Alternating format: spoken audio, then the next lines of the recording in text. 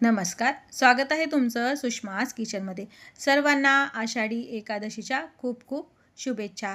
आज आपण आषाढी एकादशी विशेष झटपट तयार होणारी मऊ मोकळी तिखट अशी भगर तयार करणार आहोत। भगरीसोबत तुम्ही दही किंवा मग तिखट भगर आहे यावरती मस्त साजूक तूप टाकून अगदी भगर ही छान लागते। भगरीसोबत तोंडी लावण्यासाठी मी येथे काही उन्हाळी वाळवणाच्या पदार्थ आधीच करून ठेवलेले आहेत, ते तळून तोंडी लावण्यासाठी तुम्ही वापरू शकता। रेसिपी अगदी सोपी आहे, व्हिडिओ शेवटपर्यंत बघा। तसेच रेसिपीला लाईक करा, चॅनलला सबस्क्राईब करा आणि बेल नोटिफिकेशन पण ऑलवर प्रेस करा। तुम्हाला जर उन्हाळी वाळवणाचे सांडगे किंवा मग वेफर्सची रेसिपी हवी असेल तर कमेंटमध्ये नक्की सांगा। आता आपण रेसिपीला सुरुवात करूया। तिखट भगर बनवण्यासाठी इथे मी भगर घेतली, एक वाटी भगर निवडून घ्यायची आणि 1-2 मिनिट छान भाजून घ्यायची। खूपही भगर भाजायची नाही, तर भगरे जास्त जर भाजल्या गेली तर कडवटपणा येतो। मीडियम हीटवरती फक्त हाताला गरम लागेल एवढीच भगर आपल्याला भाजून घ्यायची।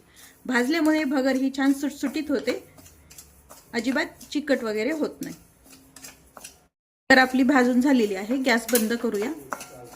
भाजलेली भगर आहे, एका भांड्यामध्ये मी पाणी घेतलेलं आहे, यामध्ये पाण्यामध्ये टाकून स्वच्छ धुवून घ्यायची आहे। कढईमध्ये 1-2 चमचे साजूक तूप टाकून घ्यायचे। तुम्ही शेंगदाणा तेल पण वापरू शकता, पण तुपातली भगर अगदी छान चविष्ट लागते। तूप गरम झालंय, 2 ते 3 हिरव्या मिरच्या टाकून घ्यायच्या। असं प्रमाण तुमच्या आवडीनं कमी जास्त पण करू शकता। यामध्ये मी उपवासाला खूप जणांना जिरे चालत नाहीत, खूप जणांच्या कमेंट येतात की व्हिडिओमध्ये जिरे का टाकले तुम्ही, उपवासाला चालत नाही, त्यामुळे मी इथं वापरत नाही। तुम्हाला जर उपवासाला जिरे चालत असतील तर तुम्ही तडक्यासाठी जिरे पण वापरू शकता। थोडेसे शेंगदाणे टाकून घ्यायचे, तर कच्चे शेंगदाणे आहेत हे, आणि 2 मिनिट तुपावरती शेंगदाणे आणि मिरची छान परतून घ्यायची। आणि मिरची छान परतून झाली, इथे मी 1 बटाटा साल काढून पाण्यामध्ये चिरून टाकून ठेवलेला आहे, कच्चा बटाटा आहे, यामध्ये टाकून घ्यायचा।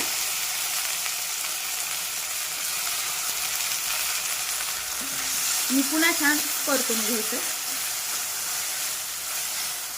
अर्धी वाटी शेंगदाणा कूट टाकून घ्यायचं, भाजून केलेले शेंगदाण्याचं कूट आहे हे। ज्या वाटीनं आपण भगर घेतलेली आहे त्या वाटीनं 2.5 वाट्या भगर शिजण्यासाठी आपल्याला पाणी टाकून घ्यायचे। चवीपुरतं मीठ टाकून घ्यायचंय, उपवासाचं साखर।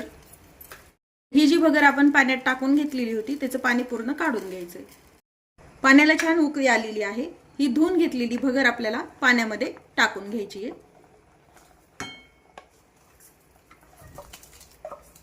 भगर टाकून घेतली, एकदा चमच्याने हलवून घ्यायचंय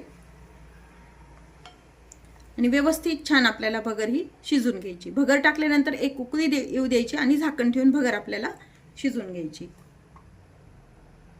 छान उकळी आली आहे, झाकण ठेवायचे, गॅस मीडियम ठेवायचा आणि भगर आपल्याला छान शिजून घ्यायची। झाकण काढून पाहूया, भगर थोडीशी हलवून घ्यायची आपल्याला। पाहू शकता अगदी मोकळी मोकळी ही भगर छान तयार होते।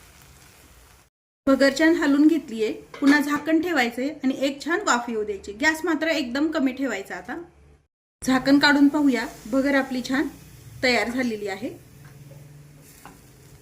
गॅस बंद करून घेऊया। भगर शिजून झाली, व्यवस्थित मस्त रवाळ असं घरचं साजूक तूप टाकून घेते मी। साजूक तुपाची रेसिपी तुम्हाला हवी असेल तर कमेंटमध्ये नक्की सांगा। आणि थोडंसं झाकण ठेवायचं, म्हणजे साजूक तुपाचा छान भगरीला वास लागतो। उपवासाची तिखट भगर आपण तयार करून घेतलेली आहे। यासोबत तुम्ही दही किंवा मग आमटी खाऊ शकता, याची केलेली शेंगदाण्याची, पण शक्यतो दह्यासोबत किंवा तिखट जर केली असेल तर यासोबत काहीही न टाकताही तुम्ही खाऊ शकता। वरतून मस्त पुन्हा साजूक तूप टाकून घ्यायचे। यासोबत तोंडी लावण्यासाठी मी घरी बनवलेले वेफर्स केलेले आहेत आणि उपवासाचे साबुदाणा बटाटा सांडगे। वेफर्स आणि सांडग्याची रेसिपी तुम्हाला हवी असेल तर कमेंटमध्ये नक्की सांगा, तुम्हाला लिंक मी शेअर करेन। रेसिपी तुम्हाला कशी वाटली हे कमेंटमध्ये सांगा। तसेच माझ्या चॅनलवर जर तुम्ही नवीन असाल तर चॅनलला सबस्क्राईब करा, रेसिपीला लाईक करा आणि रेसिपी शेअर करायला विसरू नका। अशाच नवीन रेसिपी सोबत पुन्हा भेटूया, तोपर्यंत बाय बाय। व्हिडिओ पाहिल्याबद्दल धन्यवाद।